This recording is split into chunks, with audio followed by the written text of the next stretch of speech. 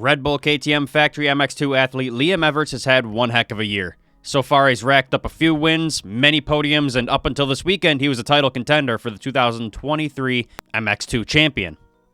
Coming into the MXGP of Italy in Maggiora Park, Everts had one goal in mind: do good enough to push the points battle to the final round by keeping the points gap under 60 points. 60 is due to the qualifying points that they added this year. If he pushed it to the final round, that just gives him another shot for something to happen and possibly become the champion. In Moto 1, Everts was really successful. He placed 4th, just one position behind points leader Andrea Adamo. At this point, all it would take for Adamo to wrap up the title early was disaster for Everts, which unfortunately is exactly what happened in Moto 2. Unfortunately, midway through Moto 2, Everts swapped coming into the face of the finish line, went down pretty hard, knocked him out of the race, and obviously he's out of the title contention as well. If you haven't seen this gnarly crash, here's the clip.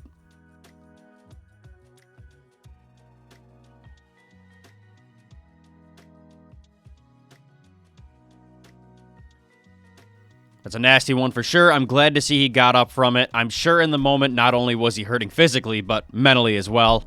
Everts has remained silent up until this morning regarding his title loss and injury. Today, Everts finally gave us an injury update stating, quote, "Difficult weekend in Maggiora, lucky to walk away with just some bruises from the crash in Moto 2. Not the way I wanted to end my weekend for sure, but I'm looking forward and am excited to go racing for the last GP. Congratulations to my team and my teammate on winning the title. I'm glad to hear he's okay, and I forgot to mention that he actually got back on the bike and kept riding after this. I don't know for how long he did, but he did at least circulate after that." Now, this could have been much worse for Everts.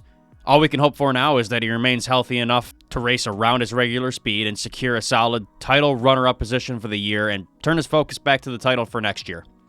Now, if I'm being honest, I think Everts losing this year is better for him in the long run. It gives him that fire burning inside him all winter to train harder and push forward again next year. Maybe it gives him that time to think about the little things that added up that led to this loss and what he can work on for next year.